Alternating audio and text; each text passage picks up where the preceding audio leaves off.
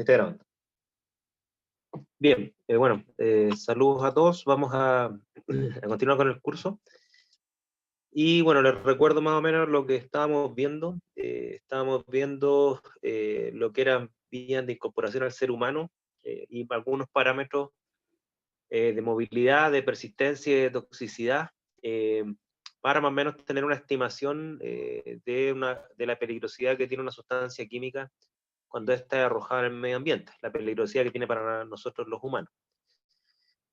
Y también vimos el tema de que, bueno, una de las cuestiones que tienen que ver con movilidad es la solubilidad, por ejemplo, o el reparto octano al agua, en el caso de la afinidad por las células.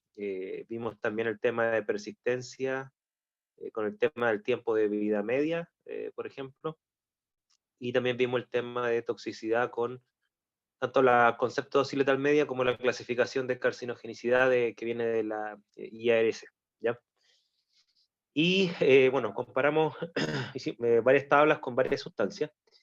Y hay una sustancia que yo decidí tomarla como ejemplo, un poco también para modelar lo que espero que hagan en en una quinta evaluación parcial, que tiene que ver con, bueno, elegir una sustancia química que se arroja al medio ambiente, ya sea porque tiene un rol industrial, como en el caso del glifosato, o a veces por accidente nomás.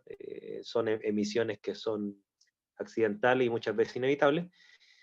Sea cual sea el caso, la idea es un poco evaluar las características que tiene esta sustancia con datos científicos para tener una opinión informada y lo más objetiva posible, ¿ya? Esa es un poco la idea.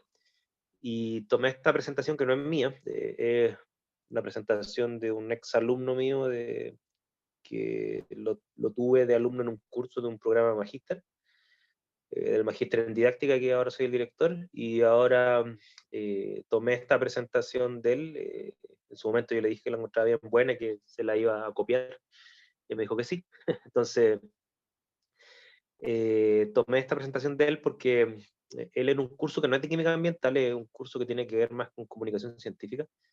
Él tomó el caso del glifosato como una controversia científica, ¿ya? Y voy a aprovechar alguna información que entrega él para que ustedes también se adentren en la componente social y de controversia a la hora de evaluar y tomar decisiones políticas y sociales respecto del uso de una sustancia orgánica, que en este caso es una sustancia de tipo industrial, por cuanto esta tiene connotaciones ambientales, ¿ya?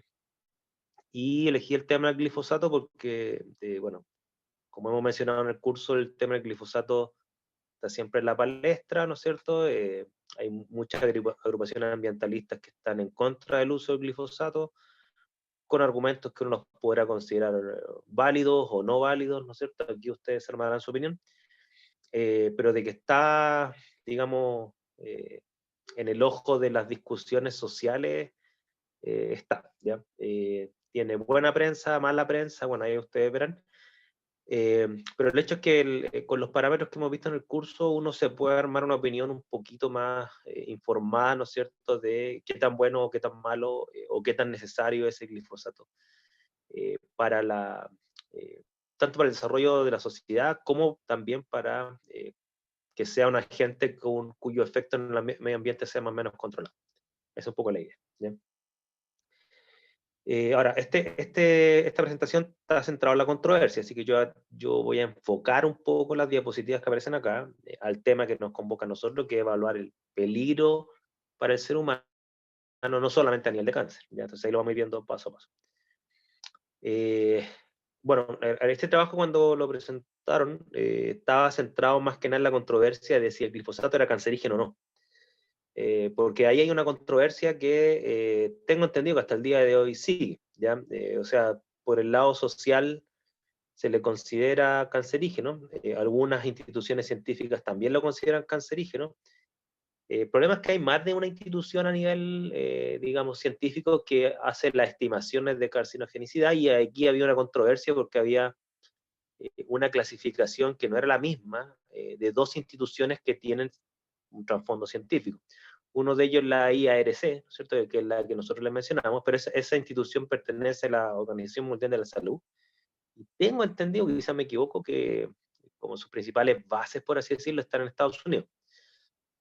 Existe una contraparte análoga que es de la Comunidad Europea, ¿ya? Y ahí hay una disputa en la cual este trabajo se centró, pero esa disputa me va a permitir a mí un poco explicarle algunas cuestiones que son, que trascienden lo científico, o sea, que tiene una base científica, pero que trasciende lo científico, que es el tema de, bueno, cómo clasifico y cómo yo puedo normar o prohibir. Ese es un poco el tema de discusión, ¿ya? Eh, Bueno, para los que no lo conocen, ¿no es cierto? El glifosato es un pesticida, particularmente es un herbicida, ¿ya? Eh, a nivel agrícola, voy a comentarles lo que he escuchado con gente que trabaja en el tema, ¿no es cierto? A nivel agrícola, el tema de los cultivos, ¿no es cierto? Una de las formas de optimizar los cultivos es un poco controlar la hierba ajena al cultivo que uno quiere explotar. Por ejemplo, si yo quiero producir maíz, ¿no es cierto? Si aparecen otras hierbas ahí, claro, va a hacer el proceso productivo menos eficiente si es que esa hierba no es deseada, ¿no es cierto? Va a consumir parte de los recursos del suelo, va a consumir parte de agua, ¿no es cierto? Entonces, la idea es que esta hierba que interfiere en el proceso productivo, hay que tratar de eliminarla de alguna forma, ¿ya? Y esa hierba, bueno, esta no es la única causa o la única, no sé si voy a decirlo correctamente, la única peste que podría afectar un cultivo. Por ejemplo, pueden haber hongos que también van a degradar el vegetal que yo quiero cultivar. Pueden haber, por ejemplo, insectos que se comen el vegetal. Hay muchas posibles causas por las cuales un proceso productivo agrícola a nivel vegetal podría fracasar, ¿ya? Yo no sé si ustedes saben, si no lo saben, les recomiendo que vean en la noticia. Por ejemplo, hoy en día hay toda una polémica en Argentina, porque Argentina es un productor enorme de soya, y hoy en día hay toda una polémica de que según algunas agrupaciones políticas se está subutilizando el suelo de Argentina, que se podría generar más soya, ¿no es cierto? Quieren hacer expropiaciones de terreno, hay una presión por una reforma agraria, ¿no es cierto?, para que pequeños productores puedan generar soya, así tengo entendido que es el tema. Sin embargo, los productores de soya se defienden diciendo que los terrenos nunca han estado, digamos, cerrados para los cultivos, sino que es difícil generar, digamos, soya, que del momento que yo por primera vez trabajo un suelo hasta que genero por así decirlo, la primera tirada productiva para vender, según estos productores, dice que pueden pasar hasta 4 años. Y existen muchas variables que podrían hacer fracasar el proceso, variables climáticas como también variables de peste, ¿ya? Eh, y ahí hay un tema el tema de la agricultura es bien, bien complejo. Entonces, normalmente lo que son los herbicidas en general, ¿no es cierto?, o cualquier pesticida en general, siempre es mal visto socialmente. Se piensa que esta es una cuestión que está en la sociedad. Yo creo que ustedes no tienen esta concepción, pero muchas veces se piensa que agregar productos químicos a los cultivos, ¿no es cierto?, una especie de acto deliberadamente malo que hace gente para puro ganar plata, una cuestión así. Y muchas veces lo que no se entiende, a mi juicio, es que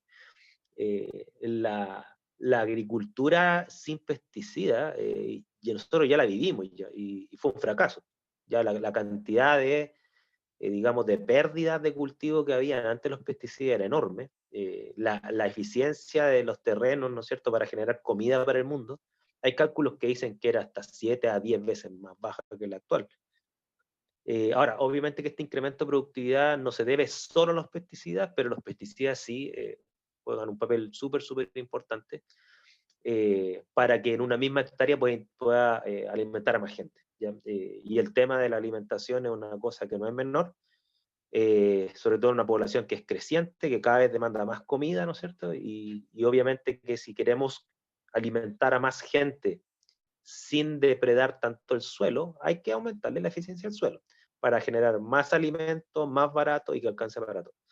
Entonces, los herbicidas, ¿no es cierto?, en general han sido una de las sustancias químicas que ha resuelto algunos de los problemas que tienen que ver con la productividad agrícola. Obviamente que hay, por ejemplo, variables climáticas, por ejemplo, que un vegetal aguante una helada, ¿no es cierto? Una disminución de temperatura abrupta. Eso también se ha resuelto en algunos casos con el tema de los cultivos transgénicos, ¿ya? O sea, insertar genes que les den características a las membranas celulares para que aguanten temperaturas más bajas, eso se ha hecho, ¿no es cierto? Y eso también ha incrementado la eficiencia de los cultivos. Entonces, hay todo un desarrollo entre científico, biotecnológico, que ha generado una agricultura más eficiente que nunca en la historia. Tiene muy mala prensa, a veces bien fundamentadamente, a veces no, pero lo único que les quiero dejar en claro es que esta es una lucha por la supervivencia humana, o sea, la comer no es una cosa trivial, ¿ya?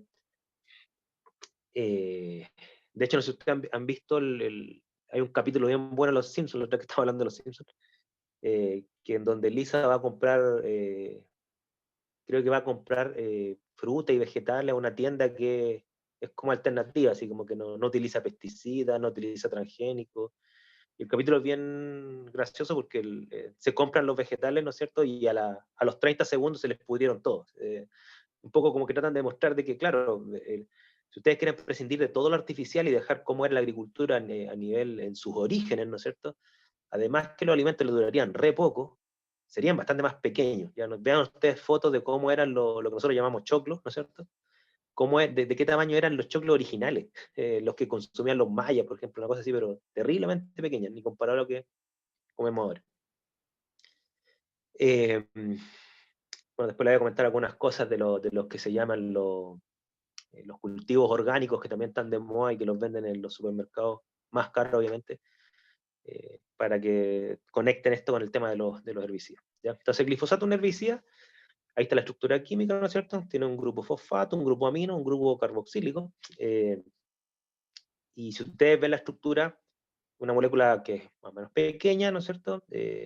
Mirando solamente los grupos funcionales uno se da cuenta que debe ser súper soluble. El lado fosfato porque tiene propiedades de ácido-base, como todo ácido débil, parecido al ácido fosfórico, ¿no es cierto?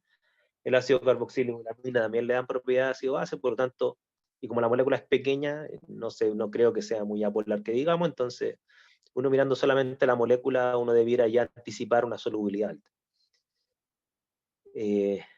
Ahora, la idea entonces de este herbicida es controlar el crecimiento de la maleza y las hierbas que son no deseadas, ¿ya?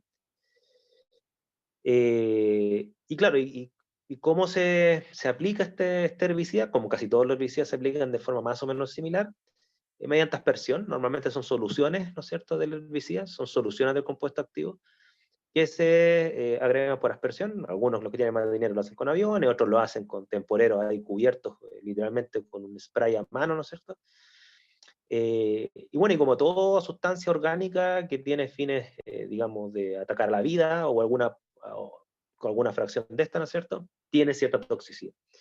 Y por lo tanto, este herbicida, como todos los otros, ¿no es cierto?, siendo esencial por el tema de los costos de producción, tiene los problemas típicos de cualquier sustancia química, estas características, genera intoxicaciones humanas para quienes lo aplican, o los que viven cerca, ¿no es cierto? Viene el segundo lío de que, claro, yo agrego un herbicida, pero ese herbicida o ese pesticida, el alimento va a estar en contacto con este, y por lo tanto van a quedar residuos de esa sustancia en la comida. Y por lo tanto va a surgir la pregunta de, bueno, ¿y si yo me como ese alimento que fue rociado con glifosato? ¿Me va a hacer mal? ¿Me va a hacer bien, no es cierto? Y el tercer aspecto, que independiente de los efectos en los seres humanos, es la contaminación del medio ambiente. Porque supongamos que ese alimento nadie se lo come, pero ese herbicida va a estar ahí, va a estar en el suelo, podría estar en el agua, en la atmósfera, dependiendo de sus propiedades fisicoquímicas, y por lo tanto podría generar efectos en el medio ambiente, ya sea sobre el ecosistema mismo o indirectamente igual puede llegar a nosotros a través de las vías de contacto que vimos en el curso, ¿ya? Y los herbicidas es una industria de química industrial, ¿no es cierto? Que hay gente que se dedica a construir y a fabricar nuevos herbicidas, nuevos pesticidas en general, y se venden. Y como todo producto, se patenta, se vende, y la gente, si acierta con un buen herbicida, ¿no es cierto?, que sea efectivo para lo que se quiere lograr, que es eliminar las pestes, y además cumple con los parámetros de toxicidad y fisicoquímicos adecuados para que se les autorice, ¿no es cierto? Bueno, esa persona o ese grupo que generó el pesticida, el fungicida, lo va a patentar y se va a hacer millonario, ¿ya? Y como todo proceso de descubrimiento o de generación de tecnología, ¿no es cierto? Bueno, también podría darse el caso que lo que logran no funcionó para nada y esa inversión se perdió. Entonces, esto es todo un tema de negocios e inversión. Y bueno, la empresa que desarrolló este herbicida es Monsanto. Monsanto es una empresa que todavía existe, ha cambiado varias veces de rubro, hoy en día es una empresa biotecnológica. Y bueno, el desafío no solamente de Monsanto, sino que cualquier industria química que construya herbicidas o pesticidas en general, es que sean efectivos para con la plaga, en este caso vegetales, y que sean poco tóxicos para humanos, animales y el medio ambiente. Y Monsanto lanzó este producto, que es el glifosato, supuestamente cumpliendo con estas características. No tengo esa información de que Bayer compró Monsanto. Capaz que Monsanto sea ahora una filial de Bayer, no tengo idea. Ahí sí que no sé, ahí me pillaste. Ya que Monsanto igual ha cambiado un montón de rubros. ¿Ya? Entonces, ahora estaba metido con esto de lo que es herbicidas y también biotecnología. O sea, el Monsanto, por ejemplo, también ha desarrollado alimentos genéticamente modificados. De hecho, hay una cosa que aparece acá, o sea, perdón, hay una cosa que pasó y que no aparece en esta presentación, porque no era el tema de esta presentación, es que Monsanto junto con desarrollar el glifosato, él desarrolló, o sea, esta empresa desarrolló, tengo entendido, una especie de maíz genéticamente modificado que resiste el glifosato. Porque ustedes piensen que si yo agrego un herbicida, que es un vegetal, ¿no es cierto? Y que se aplica a vegetales indeseados, pero yo además estoy produciendo un vegetal para vender, la idea es que entonces el herbicida ataque a la hierba indeseada, pero no ataque al vegetal que quiero producir, no lo mate. Entonces Monsanto como que ideó la mezcla justa entre esos dos aspectos, o sea, es un herbicida que mata a la hierba indeseada, pero además un vegetal que hemos entendido como maíz, ahí lo podemos averiguar, quizás me estoy equivocando ahí, pero desarrolló un vegetal modificado genéticamente que resiste el glifosato. De esta manera, la idea es que se podía agregar mucho glifosato sin matar el vegetal que quiero vender. Entonces, mucha gente acusó a Monsanto como de monopolio, entonces, porque decía que tenía el herbicida y además tenía el vegetal que resiste ese herbicida y que por lo tanto estaba condenando a la industria a poco más que todas las otras variedades por ejemplo, si fuese el caso de maíz, ¿no es cierto? Iban a perecer, por así decirlo, porque iban a tener el mejor herbicida con el único vegetal que lo resiste. Entonces iban literalmente a comerse el mercado. Ya, el tema del arroz dorado, yo sé que existe una modificación genética que tiene que ver con un arroz que supuestamente sintetiza unas vitaminas, ¿tengo entendido?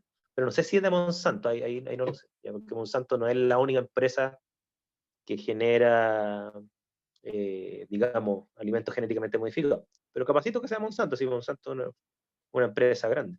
Voy a averiguar estos datos que ustedes me dicen de si el arroz dorado pertenece a Monsanto y si Bayer compró Monsanto. Ahora lo que sí sé es que la patente del glifosato y la patente también del maíz, parece, ya expiraron ya. Porque las patentes tienen un tiempo de duración, creo que son 10 años o algo así. Entonces ya este tema de monopolizar creo que ya no se aplica porque ya las patentes expiraron. De hecho, aquí tengo la línea temporal. La molécula fue, bueno, aquí se descubierta, en realidad fue sintetizada en 1950. Eh, la molécula, lo que sí fue sintetizada, pero con otro fin. O sea, supuestamente esta molécula, cuando se sintetizó, su primer uso fue para eliminar sarro. Y después, este investigador que está acá, John Franz, ¿no es cierto? Él, haciendo pruebas, se dio cuenta que además tenía propiedades herbicidas. Debe haber sido un accidente, vaya no sé. Y en 1974, Monsanto patentó el producto Roundup, que es una solución, ¿no es cierto?, que contiene como soluto glifosato. Esa es un poco la idea. ¿Ya? Entonces, Monsanto patentó el producto con el principio activo llamado glifosato.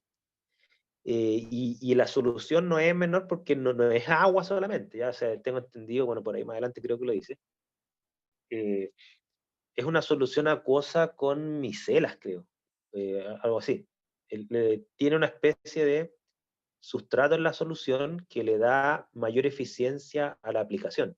Ya no es lo mismo agua que tener agua con micelas, por ejemplo, eso que en algunos casos, ¿no es cierto?, incrementa la eficiencia de acción del principio activo. Y actualmente es uno de los herbicidas más utilizados en el mundo. ¿Ya? O sea, la industria agrícola, hasta donde yo he leído, ¿no es cierto?, valora bastante ese producto, porque funciona bastante bien.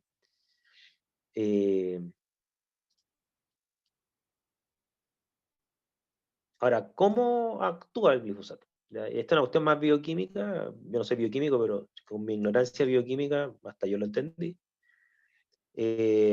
Bueno, esto actúa mediante el siguiente principio. ¿Ya? Bueno, hay que recordar entonces, la mayoría de ustedes saben, ¿no es cierto?, si no todos, de que las proteínas están hechas de aminoácidos, ¿no es cierto? Y además las proteínas del sistema biológico, la mayoría de ellas, no sé si todas, pero la mayoría de ellas, tienen funciones enzimáticas, o sea, funcionan como catalizadores.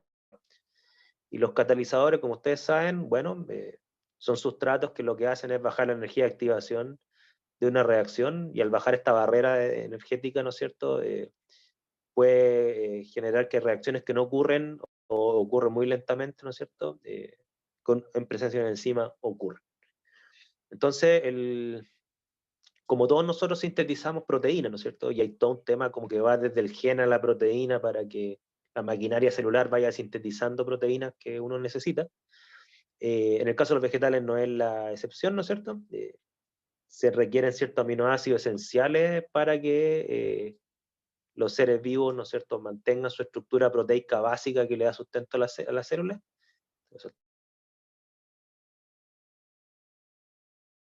todo un poco que bloquea lo que es la síntesis de aminoácidos esenciales. Miren, aquí lo voy a mostrar acá. Aquí está. Hay una enzima, ¿no es cierto?, que sintetiza o forma parte, ¿no es cierto?, del proceso de síntesis de algunos aminoácidos. Aquí están 3 de estos, ¿no es cierto?, tirosina, fenilalanina y triptófano. Y esa enzima se llama SPSP, no me pregunten por qué tiene esa sigla, ¿no es cierto?, pero una enzima. Y la idea es que el glifosato actúa literalmente bloqueando los sitios activos de esa enzima. ¿Ya?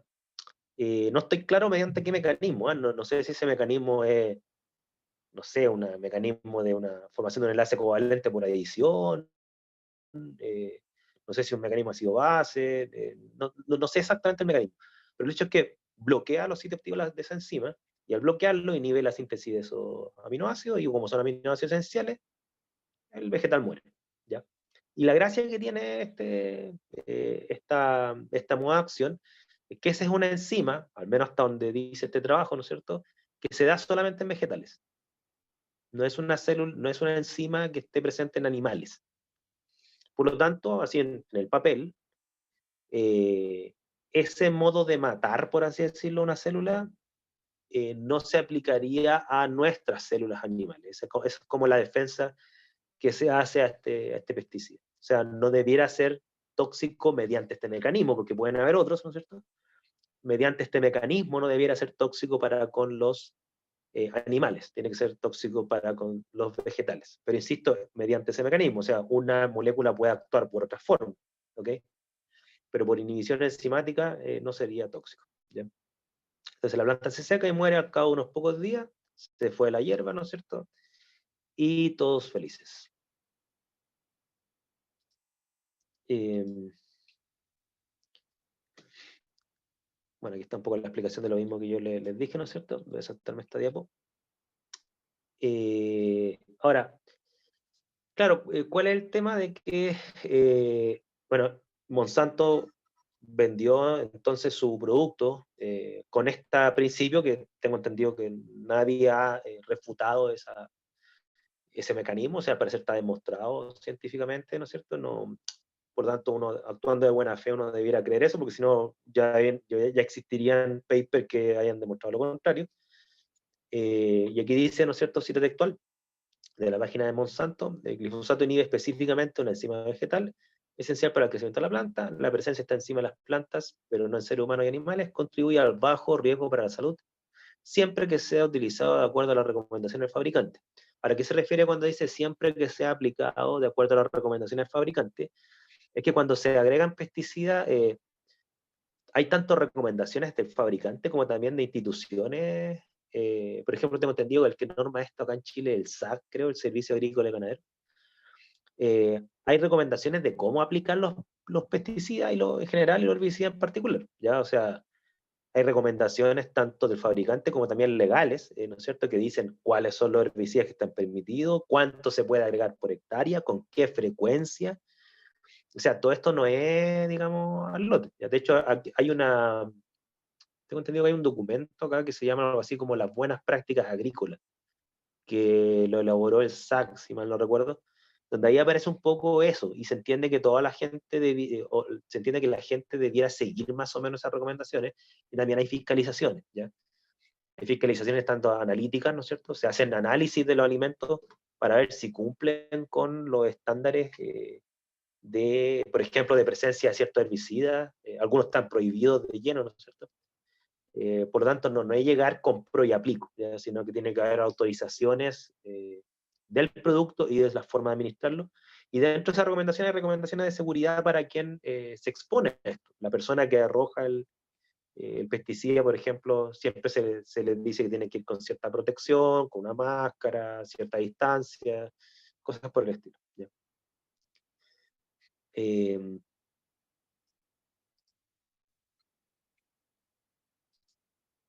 Bueno, entonces cuando pasó esto, ¿no es cierto? Bueno, se mostró, o al menos las primeras evidencias mostraron que el glifosato parece que era bien específico, que era bastante eficiente para con las hierbas no deseadas, ¿no es cierto? John Fratz, que ideó el producto Roundup, eh, recibió premios por todos lados, hasta hay uno que aquí dice de la American Chemical Society, eh, hay otro que una medalla nacional de tecnología de Estados Unidos, parece que el gobierno de Estados Unidos le dio una otra medalla. La Asociación Industrial lo galardonaron también, y así sucesivamente. Esto de hacer un buen pesticida en general es bien visto, ¿eh?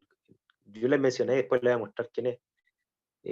Uno de los primeros pesticidas, si no el primero, industrialmente hablando, que es el DDT, la persona esta se ganó el premio Nobel, el que hizo este famoso DDT, ¿ya? Porque, insisto, los pesticidas, los buenos pesticidas, ¿no es cierto? A veces hasta salvan vidas, ¿ya? O ya sea porque incrementan la comida y alimentamos a gente que de otra forma se moriría, ¿no es cierto? Como también puede ser que aniquilen plagas que son vectores de enfermedades, ¿ya?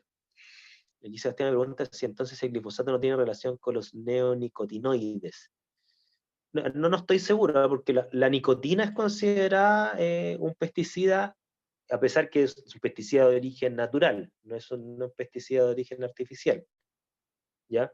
De hecho, ese tema bueno, los neonicotinoides en general y la nicotina en particular, es bien interesante porque, por ejemplo, lo que se entiende por alimento orgánico desde un punto de vista legal, o sea, cuando ustedes le dicen esta palta es orgánica, o esta plata no es orgánico, ¿no es cierto?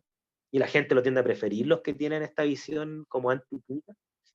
Es bueno que ustedes sepan que para que tenga la clasificación de orgánico no quiere decir libre de pesticidas, ¿ok? Orgánico quiere decir que no utilizan pesticidas artificiales, pero sí utilizan, o está permitido que utilicen, pesticidas naturales, como por ejemplo la nicotina, ¿ya?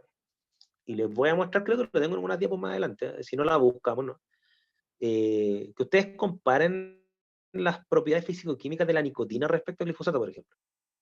Y en algunos parámetros se van a hallar una sorpresa, ¿ya? Porque uno tiende a pensar, bueno, nicotina está presente en el tabaco es una planta, no debiera ser tan tóxico, o no debiera ser tan peligroso. Bueno, veamos los parámetros físico-químicos, algunos de los cuales hemos explicado en este curso, que tiene la nicotina. Entonces, hay gente o sea, la gente que trabaja en estos temas de agrícola, algunos son enemigos de los alimentos orgánicos. Dicen, ¿y por qué? Porque dicen, mira, cuando un alimento se le agrega un pesticida artificial, ¿no es cierto?, sintéticamente generado en la industria, la gracia que tiene es que está normado, o sea, hay pruebas científicas de toxicidad, hay normas, y uno tiene que ajustarse a estas, y además hay monitoreos, ¿ok? Y ellos dicen, los cultivos orgánicos que utilizan estos pesticidas naturales, como son orgánicos y están en el marco de pesticidas naturales y no están en esta lista de pesticidas fiscalizados, bueno, entonces, según esta gente, ¿no es cierto? No sé si será tan verdad así, ¿no es cierto? Pero voy a tratar de parafrasear lo que dicen. Según estas personas dicen, miren, el problema que tienen los alimentos orgánicos es que no tienen fiscalización. Entonces, en el fondo, nadie sabe cuánta nicotina le agregan esto. Se agrega literalmente libre. Esa es la versión de ellos. A mí no me consta esto que estoy diciendo. ¿Ya? Estoy dando a entender la comunicación de la gente que es, digamos, está contraria a esta denominación de alimentos orgánicos. Si fuese así como lo plantea esta gente, claro que lo encontraría grave, porque el hecho que un pesticida sea natural no lo vuelve inocuo. ¿Ok? Y si, no hay, si no hubiera fiscalización y estos cultivos agregan lo que quieren de estos pesticidas naturales, estaríamos en serios problemas. Estaríamos en serios problemas, porque la toxicidad de una sustancia no la da su origen, la da su estructura molecular. Todo depende de la dosis, claro. Y claro, y si la dosis es a destajo, ¿no es cierto? Si fuese así como el plantean, sería complicado. En cambio, si las dosis son controladas y fiscalizadas, podríamos discutir si la fiscalización es buena o mala, pero existe, ¿no es cierto? Al menos habría más control de riesgo. ¿Bien? Esa es mi opinión al menos, no sé qué piensan ustedes. Eh, bueno, entonces Monsanto insistía con que era inocuo porque era selectivo o específico para con los vegetales. ¿Ya? Eh, y en el año 2005 el glifosato ya estaba aprobado en 130 países para el uso en más de 100 cosechas. O sea, pesticida terriblemente popular y muy oneroso para Monsanto. ¿Ya? Bueno, aquí están, esto ya se los mostré, pero lo vuelvo a poner acá. Esto no estaba en la presentación original de este estudiante. Pero yo lo puse acá porque aquí está la ficha técnica, técnica físico-química, por así decirlo, de los parámetros que hemos discutido en el curso. Aquí está el coeficiente octanol-agua, ¿no es cierto? Aquí está como me parece aquí. Ah, sí, aquí está el coeficiente octanol-agua, disculpe. Este es el logaritmo, ¿ya? El logaritmo del coeficiente octanol-agua, o sea, es menos 4,6. Quiere decir que la constante octanol-agua es bien baja, es 10 a la menos 4,6 a 10 a la menos 1,6, dependiendo de quién hizo el experimento y si lo aplicó para el glifosato puro o para la sustancia en solución. Ahí hay como ciertos matices, ¿no es cierto? Pero que es 10 a la menos un número negativo, es claramente baja. Otra cosa que aparece acá es que la solubilidad en agua es bien alta, fíjense, estamos hablando de sobre 10.000 miligramos por litro, o sea, sobre 10 gramos por litro, esa es casi solubilidad. Es parecido a la solubilidad como del azúcar, así que usted es bastante soluble. Tiene un tiempo de degradación, al menos en suelo, de días, de 7 a 60 días, y en presencia de luz, fotólisis, ¿no es cierto? Aquí dice no sustancial, o sea, quiere decir que en realidad es tan corto el tiempo de vida ante un sistema con radiación, ¿no es cierto?, como la luz solar, que ni siquiera como se puede medir mucho.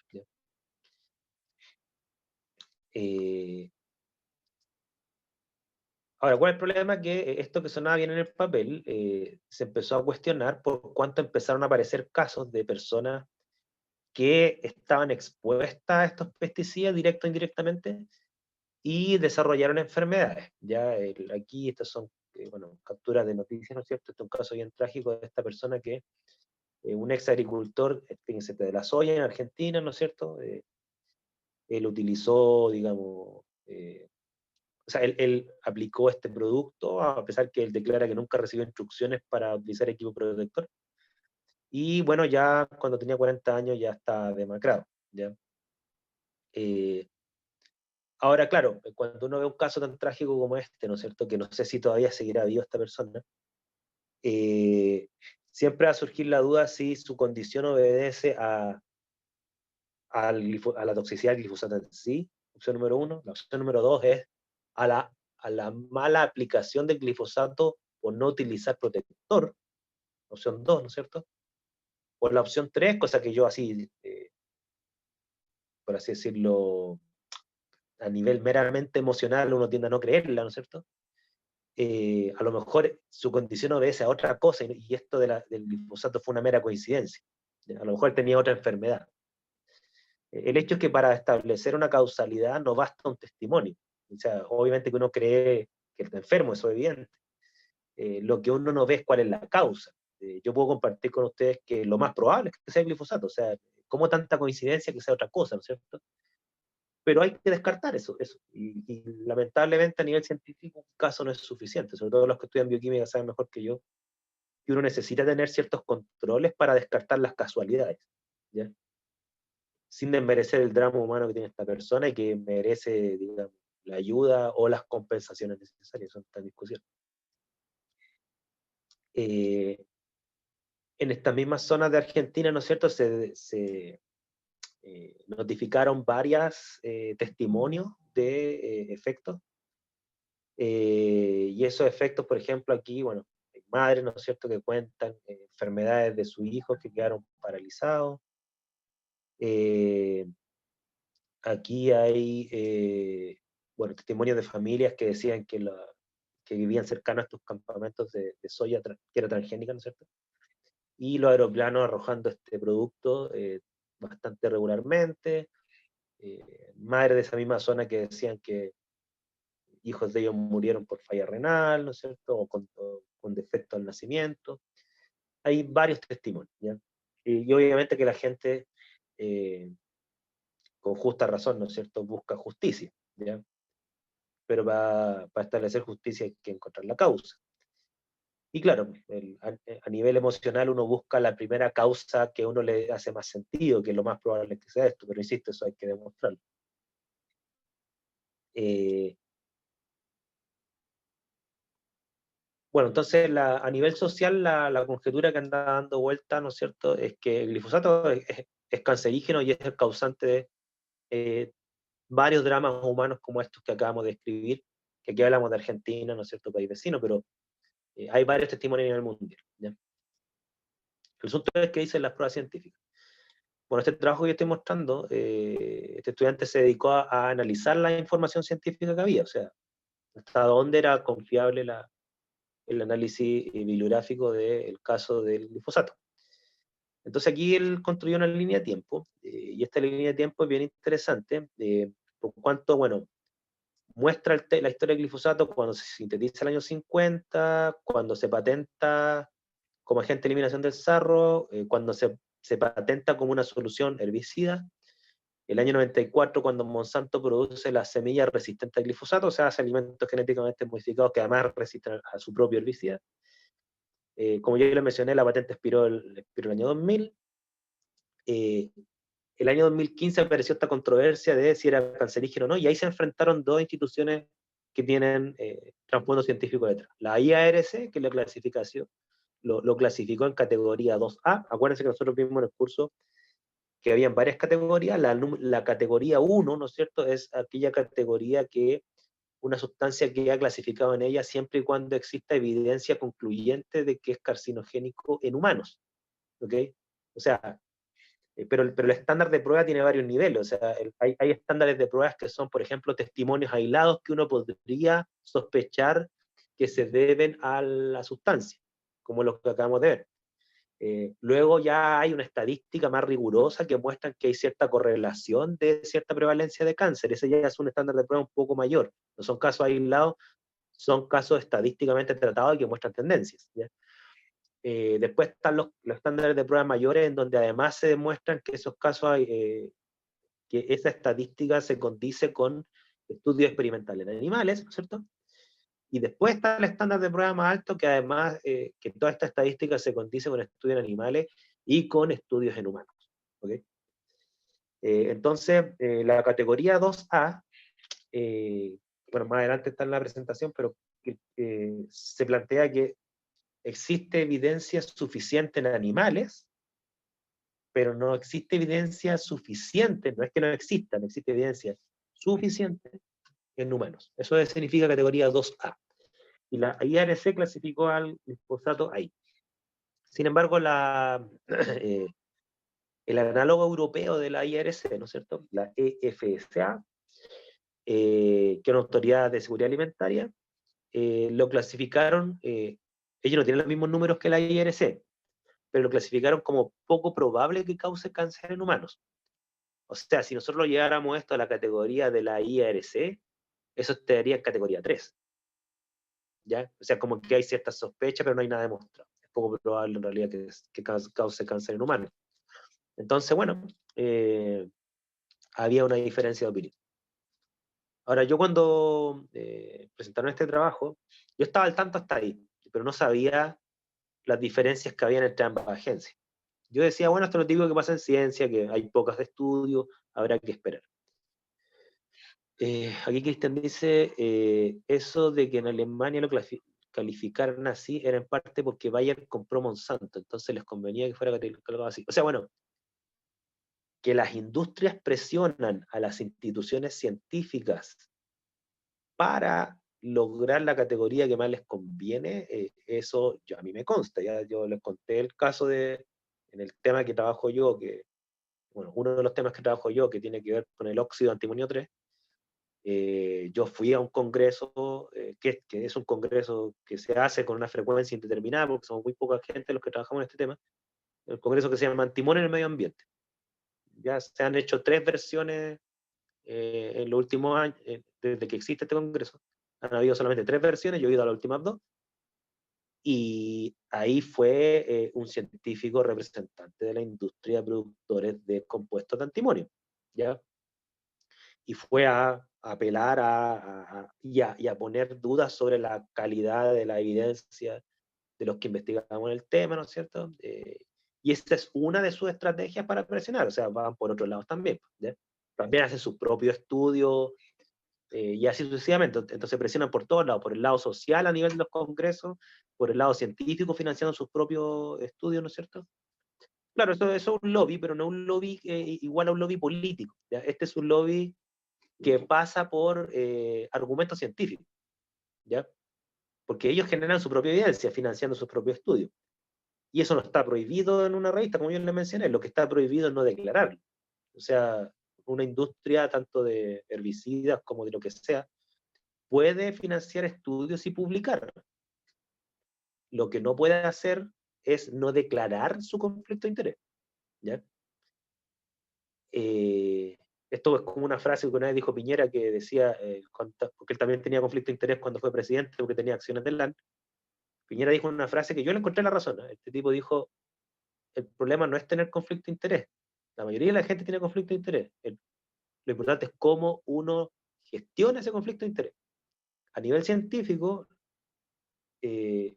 lo que se estila, ¿no es cierto? Se exige, no es que se estila, se exige, es que uno lo declare. ¿Por qué? Porque de momento que yo lo declaro, la gente que hace las revisiones científicas va a estar al tanto de los estudios que están financiados y los que son independientes. Y gran parte de la conclusión de esta controversia tiene que ver con eso.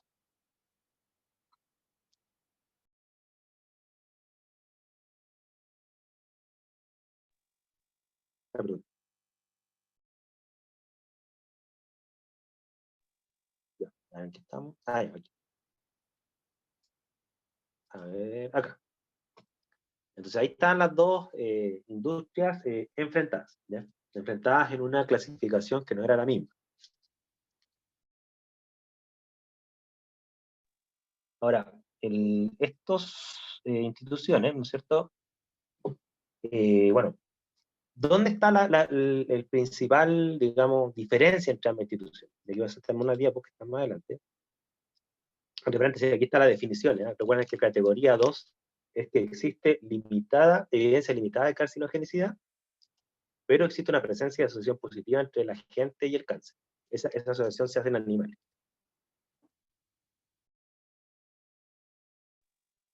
Ahora, las empresas...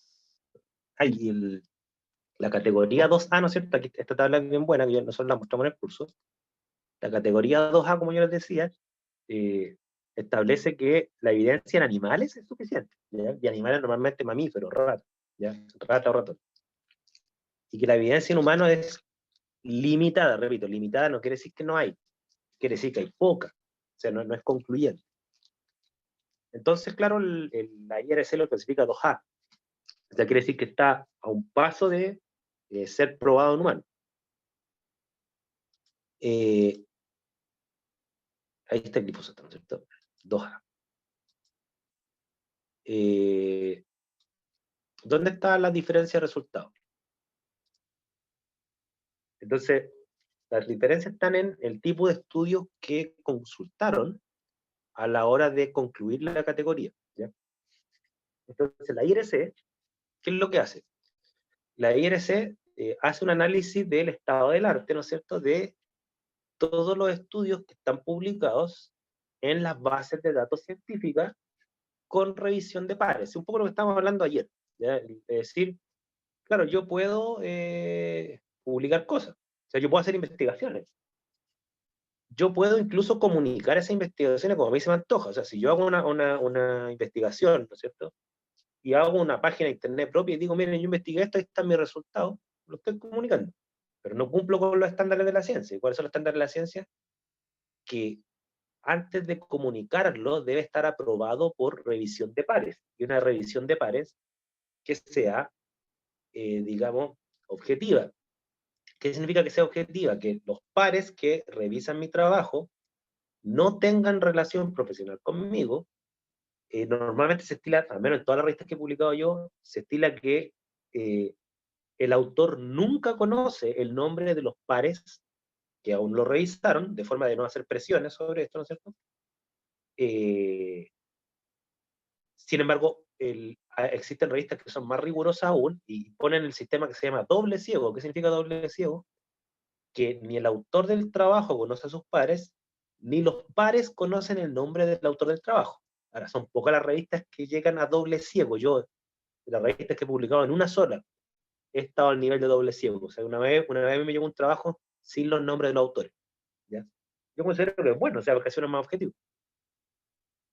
Eh, entonces, la IRC apela a ese tipo de trabajos, ¿ya? A los trabajos que pasan por el sistema de revisión de pares, como lo que hace Web of Science, como lo que hace Scopus, como lo que hace Cielo, ¿ya? Sin embargo, la EFSA, ¿no es cierto?, no apeló solo a esas revistas, sino que extendió su análisis a estudios patrocinados por la industria cuyos autores no daban su nombre.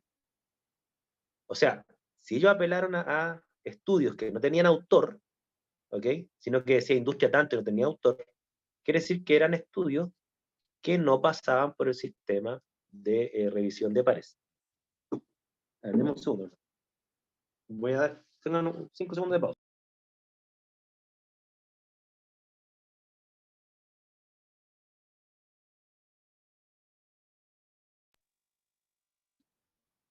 Ya. Entonces, claro, no analizaron la misma base de datos. O sea, la EFSA consideró a estudios científicos formales, sí, pero consideró otros también.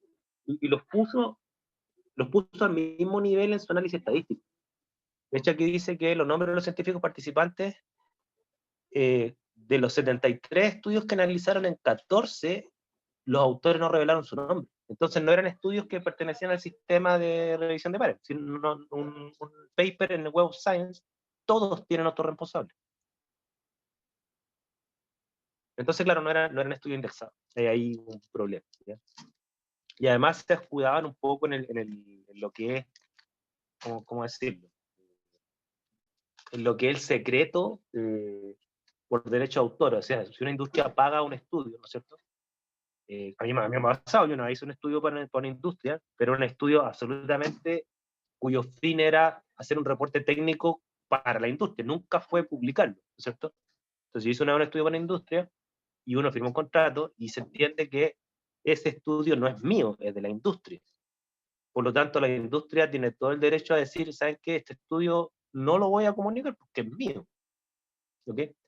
Entonces, claro, si es así, súper. La industria lo ocupará para sus fines y a lo mejor uno podría pensar que ese estudio no tiene fines, digamos, de mentir, sino que tiene fines a lo mejor de sacar ventaja en un mercado, y está bien, porque la industria tiene su derecho a tener sus secretos, porque a veces esos secretos le dan ventaja frente a sus competidores, ¿ya? El asunto está que si una industria hace eso, súper, pero entonces ese estudio no debiera considerarse para fines de conclusiones científicas. No sé si me explico. Por mucho que esté bien hecho, por mucho que esté bien hecho y todas las metodologías cumplidas, pero si no tiene revisión de pares y no se vuelve público con el autor responsable, no cumple con los estándares de la ciencia, así de simple. Entonces la EFCA incluyó esos estudios, ¿ya? Entonces, claro, ahí hay una diferencia. Y claro, y si esos estudios además eran los estudios financiados por la industria, eran estudios que tenían conflicto de interés. La otra diferencia que hay es que la IARC analizó estudios que evaluaban la toxicidad de la formulación completa, o sea, es decir, del Roundup, no solo del glifosato. Ya la EFSA incluyó estudios que evaluaban la sustancia glifosato pura. Entonces, no es lo mismo aplicar una sustancia pura de glifosato disuelta en agua que utilizar el Roundup, que tiene además agentes que incrementan la eficiencia de su efecto. Aquí me están preguntando algo. Dice, profe, y si usted hace el estudio y se da cuenta que es claramente cancerígeno, pero la empresa le dice que no lo publique, ¿qué haría? ¿Hay alguna especie de ley que proteja al científico en caso de querer decir la verdad debido a la importancia del asunto? Mira, desde el punto de vista legal, Cristian, como uno, cuando a ti te contrata una empresa para hacer un estudio, y del momento que tú firmas el contrato no sabes los resultados, por lo tanto tú firmas un contrato de confidencialidad antes de saber las conclusiones. Entonces, si tú haces el estudio y luego te enteras de que las conclusiones son como las que dices tú, ¿no es cierto?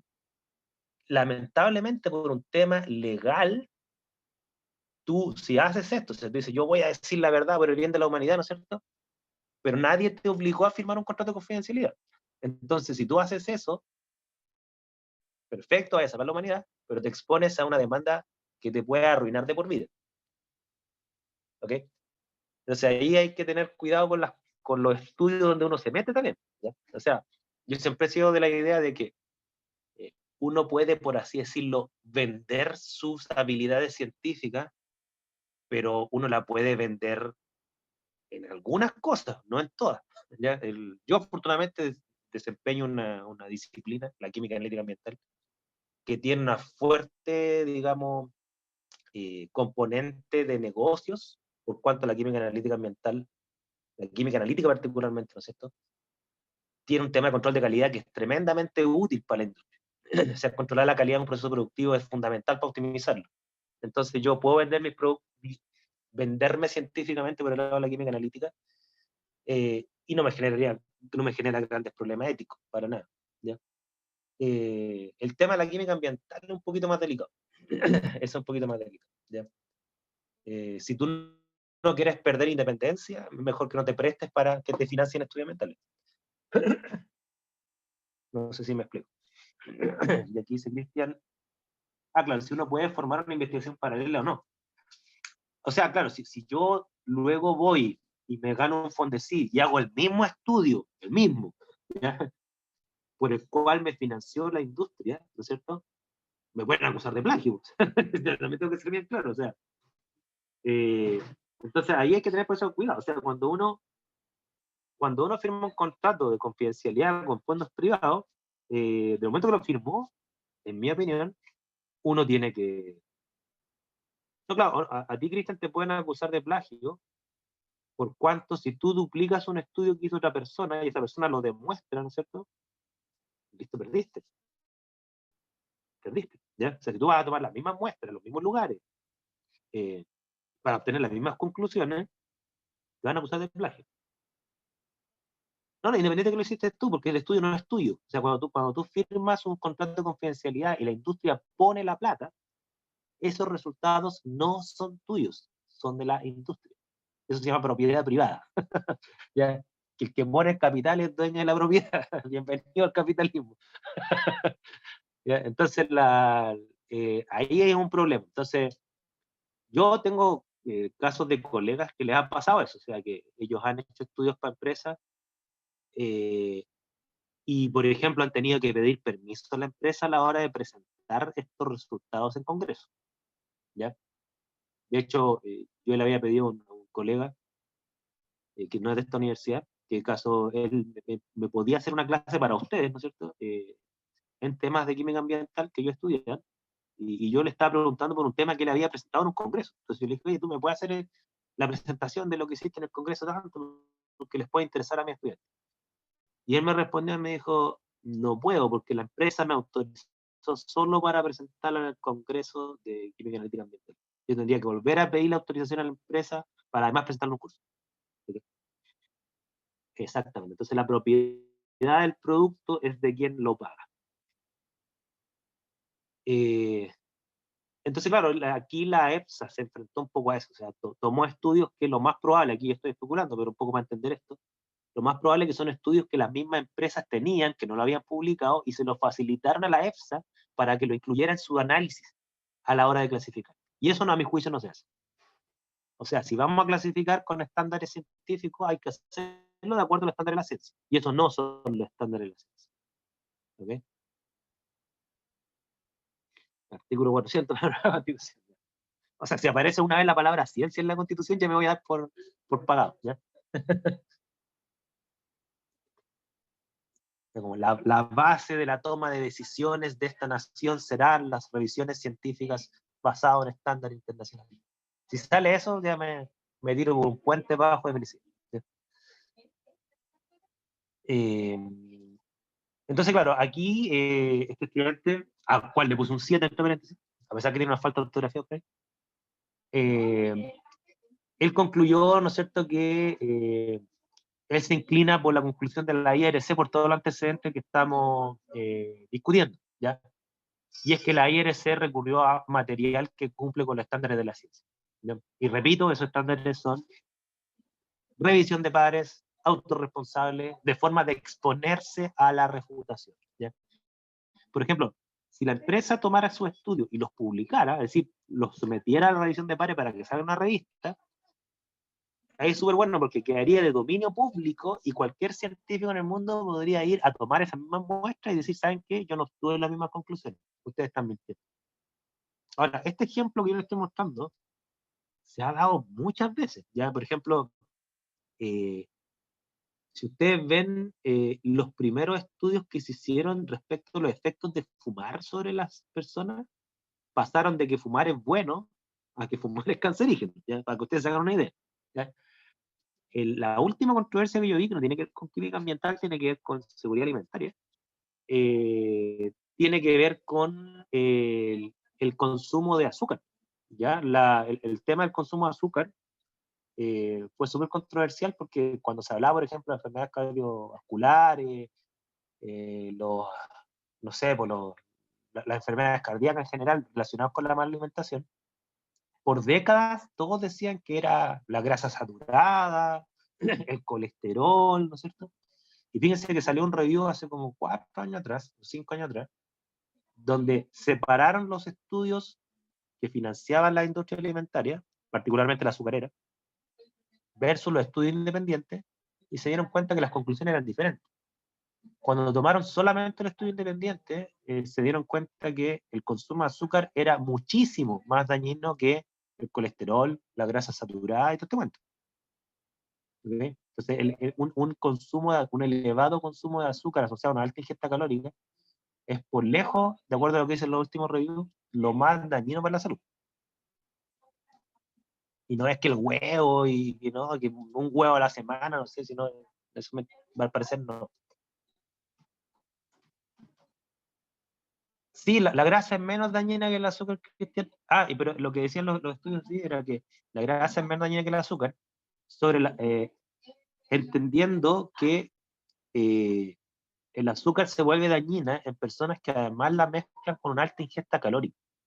¿Ya? Parece que hay todo un tema ahí que cuando uno, por así decirlo, no quema el azúcar, ¿no? Por así decirlo.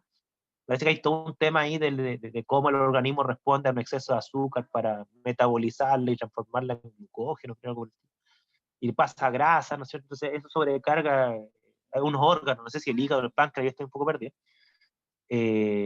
Pero bueno, ahí están los problemas. ¿Ya? Ahí está el problema. Michelle me pregunta, fuera de tema, ¿qué piensa de que en el Elsevier se estén publicando artículos de pseudociencia? sea, sí, o sea, el sistema de revisión de pares no es, como le dijera, no es perfecto, ¿ya? Todos estos sistemas de revistas, fíjense que no censura temas, ¿ok? Entonces ustedes pueden hacer una revista, y si esa revista es de espiritismo, ¿no es cierto? Pero sí está basada en revisión de pares, eh, supera los controles de los pares, ¿no es cierto? Y tiene una comunidad que publica ahí, esa revista va a quedar. Ya, o sea, hasta donde yo sé, no hay un filtro de temas. Esa es la razón por la cual antes existía la revista Homeopatía en Web of Science. Después salió, ¿ya? Entonces, ¿cuál es la apuesta a esto? De que si que una área del conocimiento es realmente conocimiento real del mundo, debiera después ir perdurando en el tiempo, en el sentido que el conocimiento que se genera ahí le empieza a servir a otras disciplinas y se empiezan a citar de varios lados. La, los trabajos que son, o las revistas que son de temas pseudocientíficos, lo que les tiende a pasar, que es lo que le pasó a la revista Homeopatía, es que finalmente los únicos que los citan son sus propios cultores, porque se vuelven como acólitos de secta. Solo ellos creen en ese tema. Sin embargo, cuando las otras disciplinas empiezan a utilizar ese conocimiento y ven que no les sirve para nada porque es falso, ¿no es cierto? Bueno, empiezan a morir por eutanasia, por decirlo, muerte natural. ¿Ya? Pero eso no quiere decir que es perfecto. O sea, yo una vez vi un trabajo que decían que el abastecimiento energético que tenía el ser humano era a través de la melanina, no era a través de los alimentos. Y una vez vi un paper de eso. ¿Ya? Yo no sé a qué se les pasó. Vi otro paper de un físico que decía que con ondas electromagnéticas podía sintetizarse el COVID. Y está publicado en una revista de física con ecuaciones, entonces el sistema no es perfecto. ¿Ya? Hay de todo. De hecho, hay unos casos bien interesantes, si algún día toman algunos cursos míos de este tema. Hay unos cursos, pero bien, o sea, hay unos casos bien graciosos, ¿no es cierto?, de cómo son publicadas puras tonteras. De hecho, hay experimentos sociales de este tema. Hay investigadores que deliberadamente han mandado manuscritos que dicen puras tonteras para demostrar que el sistema de revisión de pares en ciertas revistas es un asco. ¿Ya? De hecho, me les voy a mandar un enlace. Hay una especie de inteligencia artificial en una página de internet que mezclando palabras así como aleatorias, arma paper. Y hay gente que ha tomado esos papers y los manda a publicar y algunos de ellos los terminan aprobando. ¿Sí? Y mezclan palabras, ¿no? Y le ponen un título que parece lógico, pero una persona que sabe debiera entender que lo que está escrito ahí no tiene ningún sentido. Pero bueno. Bueno, este es el caso entonces del glifosato. ¿Ya? Parte de la quinta evaluación que yo les voy a pedir tiene que ver con esto, de que se lo voy a pedir más adelante, ¿no es cierto? Que es que elijan un contaminante, normalmente son los orgánicos los más digamos, aptos para esto, y que extraigan la información físico-química que estamos mencionando acá, tanto los parámetros físico-químicos de movilidad, de persistencia y de toxicidad, ¿ya? Y que hagan una mini conclusión de qué es lo que opinan entonces respecto de ese contaminante si fuese arrojado al medio ambiente. ¿Ya? Es un poco la idea. ¿Ya? Y Cristian dice, puede ser que eso ocurra porque la gente que revisa tiene tan poco tiempo que no lo hace de buena manera. Sí, pues sí, obviamente, si todos somos seres humanos y nos faltan los casos de padres que revisan o a lo mejor no revisan ninguna cuestión. ¿Ya? Yo he visto de todo, he visto a gente que lleva un trabajo y se lo deja para que el estudiante lo revise, no lo revisa. A mí me ha pasado una vez, una cuestión que fue pareció a mí, una vez yo fui de coautor en un trabajo donde el autor responsable era un super caperuso mundial y fue el primer y único paper en mi vida que lo aceptaron en 24 horas. ¿Ya? Tengo claro que era por el nombre del famosillo. ¿Ya? Me favoreció. ¿Ya? Pero claramente no hubo revisión de pares ahí, o la revisión de pares fue mirarle el nombre al prócer y aceptarlo. ¿Ya? Aquí dice, profe, y eso de las distintas publicaciones consecutivas del mismo autor para ganar. Ah, ya, a lo que tú te refieres. No, eso se llama, a ver si quiero entender, a lo que tú te refieres que son las publicaciones consecutivas del mismo autor. Claro, eso se llama la fragmentación del trabajo científico. Es cuando tú en vez de hacer un paper bueno, ¿no es cierto?, que aborde un objeto de estudio en toda su complejidad o en todo lo que tú puedas llegar, lo que hacen normalmente es fragmentan ese estudio, ¿ya? Entonces, si ustedes estudian, no sé, mecanismos y efectos del arsénico sobre ratones, ¿no es cierto? Entonces, en vez de sacar un paper que se llame así, ustedes van a sacar un paper que se va a llamar mecanismos de arsénico y otros efectos de arsénico. Entonces hacen dos papers en vez de uno. Y ahí aparecen varios autores, varias publicaciones consecutivas que hasta se parecen, ¿ya? Bueno, ahí mucha gente hace eso. Y bueno, a veces obedece también a esta cuestión de los sistemas de metrología, que uno tiene que sacar no sé cuántos papers al año para tener chance de ganar su proyecto. Hay toda una cuestión que es bien compleja porque el sistema es terriblemente competitivo. Y bueno, y hay un dicho que dice ahí, el que no publica muere, ¿no es cierto? Y créanme, yo afortunadamente todavía estoy en el círculo virtuoso, pero en cualquier momento podría salir de él. Créanme que el que no está en el círculo virtuoso de publicar y ganarse proyectos, la ve bien fea en términos como investigador, no tiene plata de nada, ¿ya? Pero bueno, ahí podemos hablar de eso al cierre del curso, una sesión final ahí de distendida para hablar de estos temas. Eso, ya vamos a dejar entonces el tema hasta acá. Lo que vamos a ver en las siguientes clases son ya familias de contaminantes orgánicos. Vamos a ver los famosos PCBs, las famosas dioxinas, los famosos hidrocarburos aromáticos policíclicos. Quizás vamos a alcanzar a ver los contaminantes orgánicos emergentes, de manera que queden más o menos orientados a la evaluación final. Recuerden que en la evaluación final ustedes tienen que elegir un caso ambiental, ¿ya? Y los casos no están circunscritos a un contaminante, están circunscritos a veces a varios contaminantes, a veces no es un solo estrato, a veces abordan varios estratos. Entonces son casos, así por ejemplo el derrame de petróleo de un barco, la explosión tóxica de una empresa, cosas como esas, ¿ya? Para allá vamos. ¿Dudas, consultas?